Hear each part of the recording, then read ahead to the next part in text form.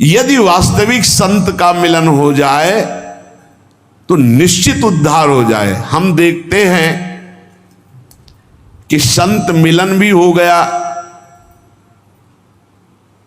और हमारा कल्याण नहीं हुआ, हमारा दोष नहीं नष्ट हुआ, तो इसका मतलब है कि अभी हम उनकी आज्ञा पर नहीं हैं। जो आज्ञा कर रहे हैं उनका हम पालन नहीं कर रहे।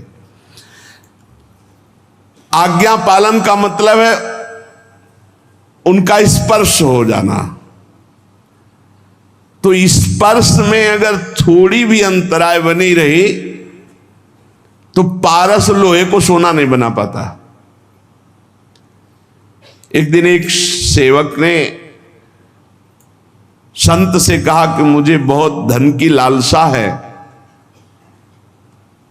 उनका मैं स्नान करके आता हूं, कुटिया में पारसमणि रखी, फिर दे दूंगा, आप अपने घर में लोहे में छुआ लेना तो सब सोना बन जाएगा, बड़े धनी हो जाओगे। वो स्नान करने के लिए गए नदी में, उसको बेचैनी हुई, पूरी कुटिया में ढूंढ डाला, कहाँ है पारसमणि। अब छोटी कुटिया पूरा ढूंढ डाला, कहीं नहीं मिली पारसमणि। संत जी आए तो उनका, भगवान इस कुटिया में पारसमणि कहाँ आपने छुपा रखी? छुपा क्या रखी? वो सामने रखी, लोहे की डिबिया में रखी, ला उठा के ला। उनका, भगवान ये पारस कैसे हो सकती, जब लोहे की डिबिया कोई सोना नहीं बना पाई तो ये आप हमको क्यों बहलावे में डाल रहे कि हम पारसमणि दे देंगे, आप लोहे में स्पर्श कराकर सोना बना लेंगे। तो उनका, रुक जाओ। खोला और रुई का बीच में भेद है, पर्दा है। बोले, देखिए लोहे की डिबिया और बीच में रुई और ऊपर पारसमणि, इसलिए सोना नहीं बन। जो ही हटा करके सीधे स्पर्श कराया वो सोना बन गई। जब तक हम मनमानी अहंकार से प्रेरित होकर आचरण करेंगे तो संत संग होने पर भी स्पर्श प्राप्त नहीं हुआ। नहीं तो लोहा स्वर्ण बन जाता है पारस के स्पर्श से, और संत आप उस सरिस चाहें सबकी ना, वो अपने समान बना देते हैं। संत मिले, लाभ नहीं हुआ, इसका मतलब है आपने सत्संग को धारण नहीं किया, आज्ञा पालन नहीं की, मनमानी आचरण किए। लेकिन फिर भी तुम्हें निराश नहीं होना। ध्यान दीजिए, संत बहुत बड़े धनी हैं और हम दरिद्र हैं, तो एक और प्रणाली है, वसीयतनामा। अपनी संपत्ति को अनाधिकारी को भी दे सकते हैं। तभी कहा है कि संतन के संग लाग तेरी अच्छी बनेगी। नहीं हम आचरण उतार पा रहे, हम उस कोट से नहीं आज्ञा पालन कर पा रहे, पर हम गला भी नहीं छोड़ने वाले, आपके गले पड़ गए। अब हम आपको छोड़ने वाले नहीं, आपका पीछा छोड़ने वाले नहीं, हम आचरणहीन हैं, आपके योग्य नहीं, पक्की बात, पर हम आपको छोड़ने वाले नहीं। ऐसे पीछे पड़ जाए, वो दुत्कारे, चलो उनके पीछे पड़ जाओ, तो बोले उनको अपनी भागवतिक संपत्ति का वसीयतनामा करना आता है, और आज तक इसी पद्धति से परम पद मिला है। संतों की आज्ञा पर अक्षरशः तो कोई संत ही चल पाएगा, अपने तो साधारण जीव है, उनकी आज्ञा में कहीं न कहीं त्रुटि तो हो जाती। तो हमें निराश नहीं होना, हमें दूसरी बात पर ध्यान देना है कि वसीयत, अच्छा तो बोले एक दो को वसीयतनामा एक को कर देंगे, नहीं, इनकी संपत्ति इतनी बड़ी है कि अनंत ब्रह्मांडों का वसीयतनामा करने के बाद फिर भी बची रहेगी, क्योंकि अनंत है इनकी संपत्ति। भगवान का एक नाम अनंत है, अनंत संपत्ति है। देखो, महिमा तेरी कहा कहो श्री हरिवंश दयाल, तेरे द्वारे बटत है सहज लाडली लाल। तो बोले एक को दे दिया तो अब हमें कैसे देंगे? नहीं, वो अनंत है, अनंतों की झोली में लाडली लाल डालने पर भी, दे देने पर भी उनकी संपत्ति सुरक्षित है। वो वसीयतनामा कर देते हैं। जे भी वसीयत हुआ तो दरिद्र भी संपत्तिवान हो गया। इसीलिए संतों के संग की महिमा है। कभी तो हमारी दीनता पर, हमारी दुष्टता पर, हमारी अधमता पर रीझ गए, बहुत दिन से पीछे लगा, चलो जाओ उनकी कृपा क्या होती, उनकी संपत्ति दान क्या होती? भगवान से, प्रियालाल से कहना।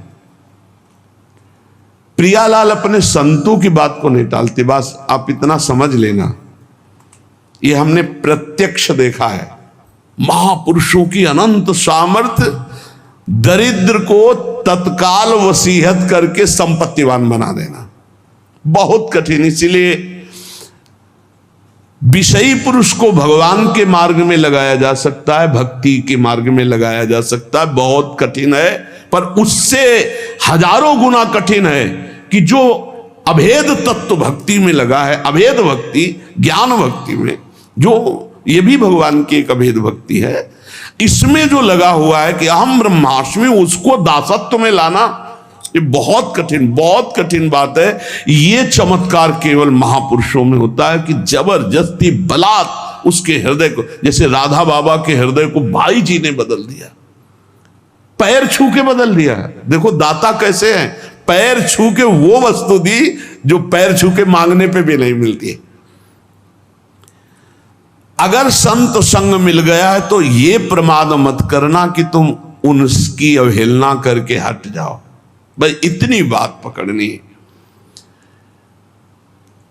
पद्म पुराण में एक प्रसंग आया कि किसी प्राणी का शव जल रहा था। एक भगवत प्राप्त महात्मा वहां से निकले, उसके शव पर दृष्टि चली गई तो उसको नरक ले जाया जा रहा था।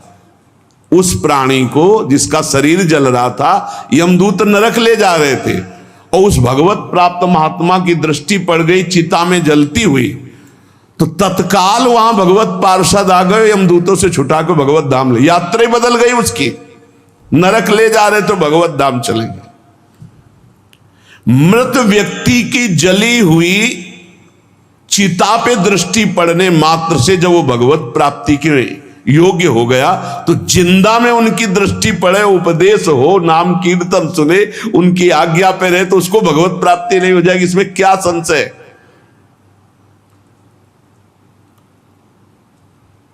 बड़े बड़े महापुरुष प्रसन्न रूप से यहां भ्रमण करते रहते हैं। ये धाम है, ब्रजभूमि है, आप जान नहीं सकते कौन किस कोटि का है। जहां लिखा हुआ है अवश्य में भोक्तव्यम कृतम कर्म शुभाशुभम, देख लो चमत्कार। भोगने ही नरक जा रहा था, उसकी चिता पे दृष्टि पड़ गई, रास्ता बदल गया, नरक का रास्ता छोड़ के भगवत धाम, भगवत पार्षद आए। जैसे नरक ले जा रहे थे यमदूत अजामिल को, संतों के संग से ही अपने बेटे का नाम नारायण रखा था और नारायण पुकारा, यात्रा बदल गई, भगवत धाम चला गया।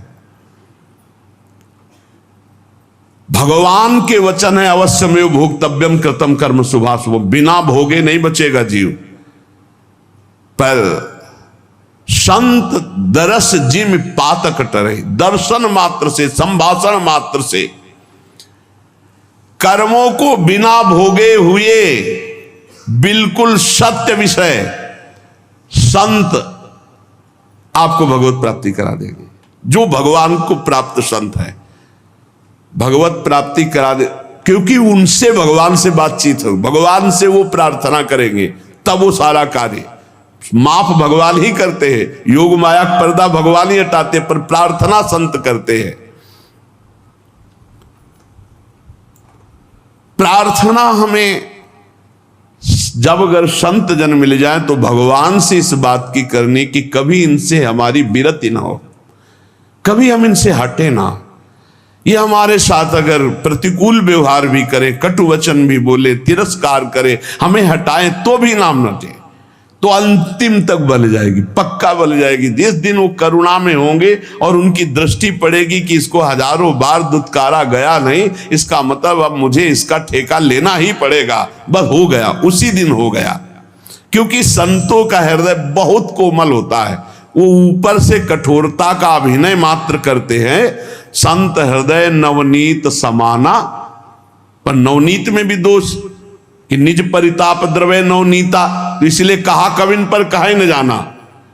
बोले संत का हृदय मक्खन जैसा होता है, बोले पर उस मक्खन दोष युक्त है, उसमें जब स्वयं ताप लगता है तब पिघलता है, और पर दुख द्रवै सो संत पुनीता, इसलिए कहा कविन पर काहे न जाना। तो जिस दिन वो तुम्हारे ऊपर दृष्टि पड़ी और देखा कि इसको 10 बार दुत्कारा पर ये गया नहीं, तो नीच से नीच व्यक्ति को भी परम पद प्रदान करने में समर्थ भगवान के प्रेमी जन। उपासक को चाहिए कि संत के शक्ति प्रयोग का इंतजार करे।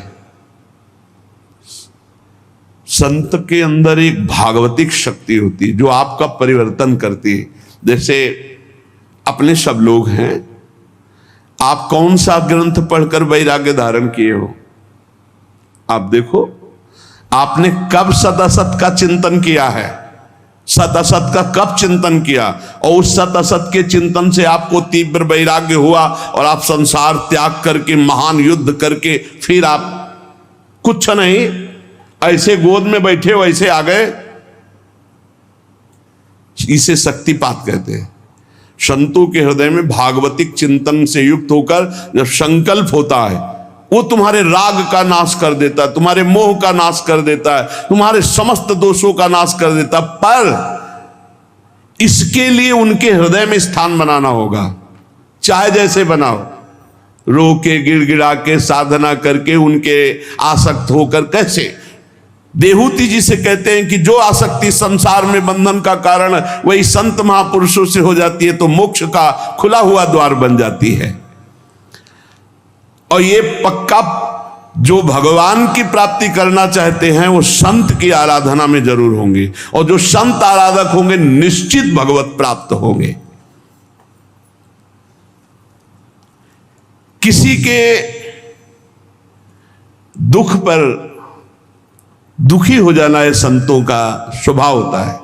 ये जो है कि भगवान दुख देते हैं मंगल विधान, ये अपने लिए सोचना है, लेकिन दूसरे को दुख पहुंच रहा है तो उसके दुख की निवृत्ति के लिए हमें शरीर से, मन से, वाणी से बिल्कुल तत्पर हो जाना है। हमने जो कुछ भी आज तक कार्य किए हैं वो सारे कर्म जमा हैं, संग्रहित हैं, एकत्रित हैं भगवान की बैंक में। एक एक चेष्टा विश्व में आप देख रहे हो, कोई गर्भ से कष्ट प्रद आ रहा है, किसी को कितने बड़े बड़े कष्ट मिल रहे हैं, तो जो हमारे शास्त्रों में लिखा वो मिथ्या नहीं है, मिथ्या नहीं है। आप सत्य मानिए। आपका तो इतना भी ज्ञान नहीं कि गर्भ में आपको कष्ट मिला है, आप कहां याद कर सकते हैं? आपकी याददाश्त कहां इतनी जोर की है कि आपको 9 महीना गर्भ में रखा गया, कितना कष्ट पाया है। अब आप उसकी भी याद नहीं कर तो आप पूर्व जन्म की बात क्या जाने, आप नरक और स्वर्ग को कैसे जाने? ये हमारे शास्त्र हैं। अगर मानोगे तो बच जाओगे, नहीं मानोगे तो भोगना पड़ेगा। अच्छा, ये कुछ विधान ऐसा नहीं, अगर ऐसा हो कि अभी अभी ताजा ताजा हिसाब किताब मिले तो लोगों को विश्वास होने लगे, लेकिन एक एक केस जो है 10-10 साल चलता है, उसके बाद और दंड मिलता है तो सबके आंखों से ओझल मिलता है। आंखों के सामने तो मिलता नहीं कि देखो भाई इसने चोरी की थी तो ये दंड इसको चौराहे पे दिया जा रहा है, इसने अमुक तो ये दंड दिया जा रहा है, तब तो लोगों को विश्वास हो जाए। लेकिन दंड विधान होता है बहुत एकांत में, कोई देख नहीं पाता है। तो आप सोचो, ऐसे जो नरक स्वर्ग आदि हैं ये हमारे ब्रह्म ऋषियों द्वारा लिखे गए हैं। जो भी तुम कार्य कर रहे हो वो एक भगवान के पास बैंक है, सबके वहां जमा हो रहे हैं। 2 प्रकार के कर्म होते हैं, एक पाप कर्म अशुभ, पुण्य कर्म शुभ। ये जितने जमा हुए हैं अनंत जन्मों से अभी तक वो आपके नाम में जमा हैं, उनको कहते हैं संचित कर्म। और जो ये नए कर्म कर रहे हो इनका नाम है क्रियमाण। और जो उस संचित कर्म से इस मानव देह में तुम्हें भोगने के लिए मिला है उसे कहते हैं प्रारब्ध। शास्त्रीय परिभाषा संचित, प्रारब्ध, क्रियमाण, 3 प्रकार के कर्म हैं। और ये सबको भोगने ही पड़ते, पक्का भोगना पड़ता है। कब तक? जब तक अहंकार का नाश नहीं हो जाता। आवागमन का मूल हेतु अहंकार है, मैं करता हूं। ये भाव संत की कृपा से नष्ट, अहंकार का नाश सिर्फ संत की कृपा से होता है। तिनकी संगति रहते जाति कुल मद सब नंसई। संत संग कैसा करता है, जैसे चने को भून दे फिर उसमें अंकुरण नहीं हो सकता, ऐसे इतना भुन जाता है सत्संगी कि उसमें अहम रह नहीं जाता। जैसे भुना हुआ बीज कभी अंकुरित नहीं होता, ऐसे ही संत संग से जो आपके नए कर्म हैं ये सब भुन गए, अब ये तुम्हें अगला जन्म नहीं देंगे। देखो, और जो पूर्व संचित गोदाम है, ज्ञानाग्निना सर्व कर्माणि भस्मसात कुरुते तथा, उनके द्वारा प्रदत्त ज्ञान को अपने अंदर जागृत करो, ज्ञानाग्नि जलाओ, ये ज्ञान अग्नि ही वहां पहुंचेगी और तुम्हारे सारे कर्मों को भस्म कर देगी। या समर्पण वृत्ति करो तो भगवान आग लगा देंगे, दो ही है। ज्ञानाग्नि सर्व कर्माणि भस्मसात करते तथा, अगर उसको संचित को कोई भस्म कर सकता है तो दिव्य ज्ञान और या भगवान। ज्ञान गुरु से प्राप्त होता है और समर्पण आश्रय भी गुरुदेव से प्राप्त होता है, दोनों संतों से प्राप्त होते हैं। दो प्रकार से भस्म हो सकता है संचित कर्म, या तो भगवान भस्म कर दे, अहम त्वाम स्वरूपापेभ्यो मोक्षयिष्यामि मा शुचा तेषाम अहम समुद्धरता मृत्यु संसार सागरात, और या फिर गुरु से इतना ज्ञान प्रकट हो जाए, ज्ञानाग्नि सर्व कर्माणि भस्मसात कुरुते तथा, वो ज्ञानाग्नि के द्वारा संचित कर्म, ऐसा ज्ञान बहुत दुर्लभ है। यहां देखो, जितनी जानकारी है उतना तो जीवन में उतार नहीं पा रहे आप लोग। कितनी जानकारी है आपको, बहुत जानकारी है, और जब गलत आचरण करने का संयोग बनता है तब तुम्हारी जानकारी सब खो जाती है। इसे ज्ञान नहीं कहते। ज्ञान तो उसी समय के लिए है जब असद आचरणों में मन जा रहा, उस समय आप बचा लो अपने आप को। तो उपाय है सबसे बढ़िया भगवान के प्रति समर्पित हो जाना। मत चित्ता सर्व दुर्गाणि मत प्रसादात तरिष्यति, जिसने मेरे में चित्त लगा दिया सब दुर्गुण नष्ट हो जाते हैं और मैं उनके संचित कर्मों को भस्म कर देता हूं। अहम त्वाम स्वरूपापेभ्यो मोक्षयिष्यामि मा शुचा। और प्रारब्ध बड़े बड़े ऋषियों को भोगना पड़ता है, सावधान। प्रारब्ध भोगने के लिए तैयार रहो, इसमें भक्ति को दोष मत देना है। जो संचित से शरीर रच गया उसको भोगना पड़ेगा, कमर कस लो। प्रारब्ध भोगना। रामकृष्ण परमहंस जी के गले में कैंसर था, जो पूरे विश्व के कैंसर को मिटाने की सामर्थ्य रखते थे। भीष्म पितामह जी को पूर्व प्रारब्ध सांप को एक बबूल के पेड़ में फेंक दिया था, तो कई दिनों में तड़प तड़प के मरा था। उसका प्रारब्ध बना था करके 6 महीना बाणों की सैया पे अखंड बाल ब्रह्मचारी। महाभागवतों में गणना है, 12 महाभागवतों में महावीर संकल्प सिद्ध महापुरुष 6 महीना बाणों की सैया पे। या तो बहुत विचित्र विचित्र, मत फंसो, बात सत्संग की सुनो। अवश्य प्रारब्ध भोगना पड़ता है। भागो मत किसी के पास कि हमें कोई जंतुर बना देगा, कोई आशीर्वाद दे देगा, किसी भी तरह से इस तरह से हम ठीक हो जाएंगे। ऐसा भाई नहीं है। अगर ऐसा होता तो बड़े बड़े सिद्धों को प्रारब्ध भोगना ना पड़ता।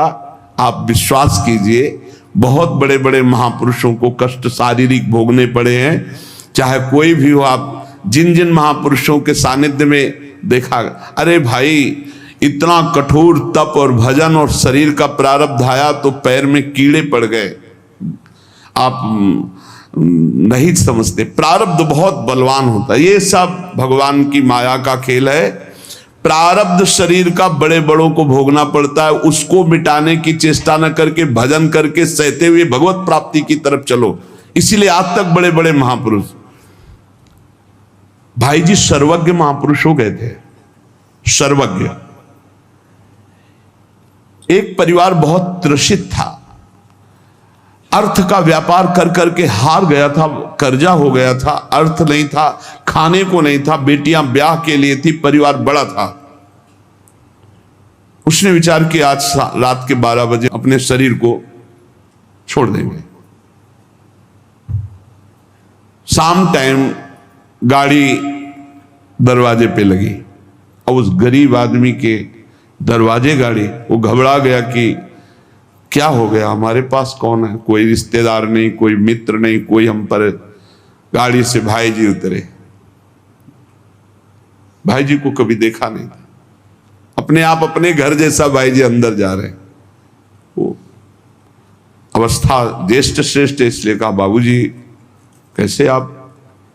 कहा आपसे ही बात करनी, थोड़ा एकांत में चलिए आप। तो बड़ा आनंद मिल रहा था, कोई संशय नहीं हो रहा था, क्योंकि भगवत प्राप्त महापुरुष वो बावरा हुआ जा रहा था कि मानो हमारे घर भगवान ही आए हैं। कमरे में ले गया, बोले दरवाजा बंद कर लो। बंद किया। बोले भाई आज तुम रात्रि के जो करना चाहते हो, इससे जीव की बहुत दुर्गति होती है। ये बात उसने किसी से कही नहीं थी, और भगवान तुम पर बहुत प्रसन्न है। एक थैले से मोटी गड्डी निकाली रुपए की और कहा ये लो, इससे जो तुम्हें लगे उचित व्यापार करना। अगर व्यापार में हानि होती तो भी चिंता मत करना, ये ना पैसे वापस करने, ये आपके हैं। और कुछ दिन लगातार ऐसे ही आपके पास पैसे आते रहेंगे, जिनसे आपका बेटी का भी ब्याह हो जाएगा। बड़े बड़े धनी मानी भाई जी के चरणों से जुड़े थे, तो धन का प्रथम सदुपयोग यही है, इसलिए भाई जी प्रेरित कर देते थे। अब वो रो के चरणों में गिर गया, मेरे भगवान आपके। भाई जी ने कहा नहीं, भगवान आपको बहुत प्यार करते हैं। उन्होंने ऐसे सर्वज्ञ महापुरुष जो सब बात। एक आदमी कंबल ओढ़े हुए, आप पढ़ लेना चरित्र में, मुंह ही नहीं खोल रहा था, उसे कई लोग लाए हुए थे। भाई जी ने कहा क्या हो गया? बोले शरीर छोड़ना चाहता है और आप ही समझा सकते हो। भाई जी ने कहा क्या है, कंबल क्यों ओढ़े हो? हटाओ कंबल। जो ही कंबल हटा, मवाद बह रहा था, गलित कुष्ठ पूरे शरीर। बोले भाई जी से कहा कि बाबूजी अब ऐसे में शरीर रखना उचित है या त्याग देना? भाई जी ने कहा अरे शरीर श्री कृष्ण प्राप्ति के लिए गले से लगा लिया। वो चीख पड़ा, अरे नहीं मेरा घृणित शरीर। खत्म। ऐसे महापुरुष अपने उदर के कैंसर में भारी पीड़ा से युक्त शरीर का त्याग किया है। आप सोचो, जो चुटकी बजाते भजन बल से प्रारब्ध नष्ट कर सकते हैं, अपने ऊपर लेकर के प्रारब्ध बड़े बड़ों को भोगना पड़ता है। भीष्म पितामह के रोम रोम में बाण लगे थे, शरीर में 2 अंगुल जगह भी नहीं बची थी जहां बाण ना लगा हो। इतने बाणों से विद्ध होने पर भी वो हर समय श्री कृष्ण सुमिरन कर रहे थे। वृंदावन में रामकृष्ण दास जी बड़े भारी महात्मा थे, उनको भी कैंसर हो गया। प्रारब्ध के भोग भोगने पड़ते हैं। प्रारब्ध के भोग में यदि दृष्टि बदल सकती है तो कोई संत महात्मा पहुंचा हुआ उसे मिटा सकता है। वो भी मिटाते क्या है, सब समेट के अपने ऊपर ले लेते हैं। आप सच्ची मानिए, संतों की कृपा हम कैसे। आपने कई बार सत्संग में सुना होगा, अपने ऊपर प्रारब्ध लेकर अपने पैर को कटवा दिया, लेकिन एक गरीब आदमी के कैंसर को अपने ऊपर लेकर मिटा दिया। ऐसे तो बहुत से संतों के चरित्र देखे गए। हम लोगों को चाहिए कि प्रारब्ध मिटाने की कोशिश न करके भजन करके भगवत प्राप्ति की चाह करें। भगवान सबके मन में ही बैठे हुए देख रहे हैं। मन से ही दुख सुख होता है। जब आप भजन करेंगे तो प्रारब्ध का आपको दुख नहीं होगा, भोगने में बड़ा आनंद आएगा। भला दुख भोगने में आनंद आता है, लेकिन आनंद आता है कब? जब मन भगवान से जुड़ा होता है। आप ये समझ लीजिए, दुख भोगने में बड़ा आनंद आता है जब मन भगवान से जुड़ा होता है। मन में भगवान बैठ जाते, आनंद ही आनंद। प्रारब्ध का भोग 3 प्रकार से होता है, एक स्वेच्छा से, एक अनिच्छा से और एक परेच्छा से। हमारे मन में हमारा प्रारब्ध भोग प्रेरणा करता है और हम कुछ अपने साथ गलत कर बैठते हैं, गलत चेष्टा। वो बहुत बुरा प्रारब्ध होता है। जैसे जल में छलांग लगा दी, पेड़ में लटक गए, आग में कूद गए, जहर खा लिया या कुछ ऐसा, ये बहुत बुरा प्रारब्ध होता है। इससे बचना असंभव सा है। अगर उसके पहले सत्संग मिल जाए, कोई संत कृपा कर दे, भाव बदल जाए, तो बहुत से लोग हैं जो अपने भावों को बदल चुके सत्संग से। नहीं तो ये जो पहला है स्वेच्छा से, ये बहुत खतरनाक, क्योंकि कोई जान ही नहीं पाता कि उसके अंदर चल क्या रहा है, और वो खतरनाक प्रारब्ध उसको नष्ट कर देता है। स्वेच्छा, जानबूझ करके अपने शरीर को नष्ट करना बहुत बुरा प्रारब्ध होता है, बहुत बुरा प्रारब्ध होता है। स्वेच्छाकृत प्रारब्ध बहुत भयानक होता है। यह तभी मिट सकता है जब किसी महापुरुष का संग मिल जाए और उनके वचनों से हमारा चिंतन बदल जाए। वो चिंतन तभी बदलेगा, पाप हल्के होते हैं दर्शन से, संभाषण से, उनकी कृपा से।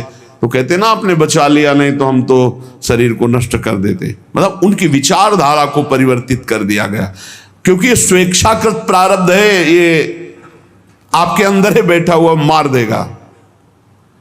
कभी किसी के अंदर अगर इस भयानक पाप बन जाएगा तो ये जागृत हो जाएगा कि क्या करूं, शरीर छोड़ दूं क्या, ऐसा आने लगेगा भारी प्रारब्ध। ऐसी स्थिति में फौरन किसी संत महात्मा से मिलो और अपने मन की बात उनसे, जो आपकी बात सुन सके, वो आपको बहुत सीरियस ले सके, समझा सके, उनसे मिलो और अपने स्वेच्छा प्रारब्ध का नाश करा सकते हो। यदि उनकी बात में लग गए तो प्रारब्ध भी बदल सकता है। ये भगवान के प्रेमी जनों में बड़ी सामर्थ्य है। ये स्वेच्छाकृत प्रारब्ध बड़ा भयावना होता है। बहुत सुविधाएं सब हैं, कोई बात एकदम मन में लगी, इतनी विपरीत होती चली गई, तो प्रारब्ध भोग आपको वैसे ही प्रेरित करता चला गया। ऐसा स्वेच्छाकृत। और एक होता है अनिच्छाकृत। अब वो छलांग लगाई थी कूद करके जल में, और उसको पता नहीं था जहां छलांग लगाई ऊपर से नीचे 2-3 हाथ के नीचे वो सीमेंट की बहुत बड़ी बांध थी। वो सीधे 50 हाथ ऊपर से कूदा, खोपड़ी के बल से खोपड़ी फटी, मर गए। यद्यपि उसकी इच्छा नहीं थी, प्रारब्ध ने मार दिया। अनिच्छा प्रारब्ध। आप जा रहे हैं, अचानक पैर फिसला, मुंह के बल गिरे, अचानक पैर फिसला, हाथ पैर टूट गए, आप चाह नहीं रहे। ये एक है चाह वाला स्वेच्छा प्रारब्ध, और एक है ये अनिच्छा प्रारब्ध। अनिच्छा प्रारब्ध संयोग बना देता है। बाथरूम में गए, एकदम फिसल गया, एकदम गिरे, ऐसे नहीं, वहां तो जा रहे थे स्नान के लिए, लेकिन पैर फिसल गया। किसी कार्य के लिए, बड़े मंगल कार्य के लिए जा रहे, लेकिन अनिच्छा प्रारब्ध बहुत जोर का, ये भी होता है। प्रारब्ध तो प्रारब्ध है। अनिच्छा प्रारब्ध किसी की इच्छा नहीं, लेकिन संयोग आपके नष्ट करने का बन जाएगा, संयोग बन जाएगा। वो किसी व्यक्ति से भी हो सकता है। आप आराम से चले जा रहे हैं, उसको नींद आ गई और गाड़ी चढ़ा दी आप पे, उसकी ना इच्छा है ना आपकी इच्छा है, अनिच्छा प्रारब्ध। अब 1 मिनट पहले वहां से निकल जाते तो वो जो ऊपर की बालकनी थी उनके ऊपर ना गिरती, मस्ती से आराम से जा रहे, ठीक समय पे बालकनी नीचे गिर के मर गए। बैठे चाय पी रहे, पेपर पढ़ रहे, पीछे की दीवार गिर गई। अनिच्छा प्रारब्ध बहुत तरह का होता है। अनिच्छा प्रारब्ध को मिटाने के लिए भी भगवद आराधना, संत संग। कई बार आपसे प्रार्थना की है, अगर आप याद किए हो सत्संग में, कि आप जब अपने घर से निकले तो 5 महाभागवतों का नाम जरूर ले ले। बिल्कुल आपका हर प्रारब्ध संयमित हो जाएगा। आप ध्यान रखना। भक्ति भक्त भगवंत गुरु चतुर नाम बपु एक, इनके पद बंधन के नासत विघ्न अनेक। हमारी हाथ जोड़ के प्रार्थना है कि इतना बड़ा विघ्न जिसे कोई विघ्नराज नहीं काट सकते, वो भक्तों का स्मरण काट सकता है। अजहू सोच विचार के गई भक्तन पद ओट, हरि कृपाल सब पाछली छम है तेरी खोट। उचित समझो आप अगर, तो अपने यहां जो श्रृंगार के बाद भक्त नामावली होती है, बहुत छोटा भी है और बहुत से संतों के नाम हो जाते हैं। अब जैसे ध्रुवदास जी की है तो काफी बड़ी है। अगर ऐसा भी ना हो तो 10-5 महापुरुषों के नाम याद कर लो। तो जब आप घर से निकलो तो पहले उनके स्मरण कर लो। हरिवंश महाप्रभु की जय, स्वामी हरिदास जी महाराज की जय, हरिराम व्यास जी की जय, हरिव्यास देवाचार्य जी की जय, नागरी दास जी की जय, सेवक जी महाराज की जय, ध्रुवदास जी, जो संत याद आवे, कबीर दास जी महाराज की जय, रहीम दास जी महाराज की जय। सब भगवान में लगे हुए प्रेमी जन जी हैं, जितने भी भक्तों की याद आवे आप पक्का समझ लें, जब आपको भय का अवसर लगे हमारी प्रार्थना मान लेना, भक्तों का नाम स्मरण करने लगना। आप देख लेना, चमत्कार देख लेना। इनके पद बंधन के नासत विघ्नाने, अजहू सोच विचार के गई भक्तन पदोट, हरि कृपाल सब पाछली क्षमे तेरी। बड़े बड़े संकटों को, प्रारब्धों को ऐसे भक्ति स्मरण नष्ट कर देगा। घर से निकलो सुरक्षित रहने की भावना में, आप भक्तों का स्मरण तो जरूर करके निकलो। भगवान के स्मरण से भी जोरदार पावर भगवान के भक्तों के स्मरण में। ये बात तुम्हारी समझ में आ जाए तो बात है। हरि को पुकारो लाखों बार, और हरि के प्रेमी का एक बार नाम ले लो तो उतना काम बन जाएगा। भक्तमाल जी में लिखा है। ये अनुभव की बात कहते हैं और बड़े हृदय की बात है। अगर आपको पकड़ में आ जाए तो आ जाए। अनिच्छा प्रारब्ध बहुत भयानक होता है। स्वेच्छा प्रारब्ध तो कुसंग से होता है। जो सत्संग नहीं मिला है तो चलता रहता है, फिर वो निकृष्ट भावना। अनिच्छा प्रारब्ध आपकी इच्छा नहीं, सामने वाले की इच्छा नहीं, घटना। भक्त चिंतन, जब घर से निकलो तो 5 भक्तों का कम से कम स्मरण। ये बिहारी जी के सामने हमको भक्तमाली जी ने बताया था। ऐसे बिहारी जी तो हमें उस दिन यही समझा कि बाके बिहारी जी हमें उपदेश कर रहे हैं। दर्शन हो रहे थे, पास में आके खड़े हुए बोले, बाबा दंडोत बाबा, अगर 5 भक्तों का रोज स्मरण कर ले तो 24 घंटा सुरक्षित रहेगा, उसमें कोई विघ्न नहीं आएगा। पकड़ा कि बिहारी जी बात कर रहे हैं, बिहारी जी हमें उपदेश दिला रहे हैं। देखो, आंख खुलते ही गुरुदेव भगवान, आंख खुलते सबसे पहले गुरुदेव भगवान को नमन, फिर जो स्वाभाविक चिंतन चलता है, और फिर जे भी टहलने के लिए बस शुरू। प्रहलाद नारद पराशर पुंडरीक व्यास अम्बरी सुख सौनक भीष्म दाल्व्यान रुक्मांगदा अर्जुन वशिष्ठ विभीषण आदीन पुण्यानि मानि परम भागवतान स्मरामि वाल्मीकि सनकासन अनंतरुर व्यासो वशिष्ठो भृगुर जाबालिर जमदग्नि कच्छ जनको गर्गोंगिरा गौतमा मानधाता ऋतुपर्ण वैन्य सगुरो धन्यो दिलीपो नलहा पुण्यो धर्म सुतो ययाति नवसो कुर्वन्त नो मंगल हम सोएन साधुन सो पंग। शुरू, भक्तों का नाम पहले मान लो। अगर ये बात मान लोगे तो जान जाओगे, जीत जाओगे। जिसने भक्तों की ओट ले ली, भगवान सर्व मंगल कर देते। हमारी प्रार्थना मान लेना। अरे कुछ नहीं याद है तो ऐसे तो बोल सकते हो, प्रहलाद जी की जय हो, नारद जी की जय हो, ध्रुव जी की जय हो, ऐसे तो बोल सकते हो। ज्यादा नहीं याद है तो अभी वर्तमान के संतों को, संतों में कोई छोटा बड़ा नहीं होता। शालिग्राम की बटिया सब बराबर होती, तुलसी जी का पौधा सब बराबर होता है, चाहे छोटा हो चाहे बड़ा हो। ऐसे भगवान के सब भक्त समान होते हैं। ये जो परेच्छा का प्रारब्ध है, ये आता है कि जैसे हमने पूर्व जन्म में किसी को अपमानित किया, गाली दी है, दुख दिया है, पाप कर्म, वो हमको आके बिना हमारे किसी उपद्रव के वो आके गाली देगा, वो हमारी निंदा करेगा, वो बेमतलब, हमारा उससे कोई मतलब नहीं, पर वो परीक्षा का प्रारब्ध है। इसे भोगना सीखे, इसे मिटाना ना चाहे। परीक्षा का प्रारब्ध, बेमतलब वो बैर कर लेगा, बेमतलब आपकी निंदा करेगा, बेमतलब अपराध, तो शांत भाव से सह जाओ, इसे सहना सीखो। दूसरे के द्वारा दिया हुआ जो हमको दंड है वो हमारा ही कर्म है, परीक्षा प्रारब्ध, वो पूर्व का कर्जा चुक रहा है। कभी किसी को कटु शब्द नहीं बोलना, कभी किसी से कोई मतलब नहीं है, लेकिन परीक्षा प्रारब्ध जब होगा तो निंदा होने लगेगी, वो मारने पर तुल जाएगा, वो आपको चोट पहुंचा सकता है और आपसे कोई मतलब नहीं उससे, पर वो परीक्षा प्रारब्ध, इसे भोग लेना चाहिए। स्वेच्छा प्रारब्ध मिटाओ सत्संग के द्वारा, संत कृपा के द्वारा। अनिच्छा प्रारब्ध मिटाओ खूब भजन साधन अनुष्ठान करके, और परीक्षा प्रारब्ध को भोग लो, जो शरीर पे जैसे भी विधान आवे, और इसी जन्म में भगवत प्राप्ति कर ले। और हमें तो लगता है कि ना स्वेच्छा, ना अनेक्षा, ना परीक्षा, भगवत इच्छा में स्थित हो जाए, जोई जोई प्यारो करे सोई मोई भावे, तो सब खत्म हो गया।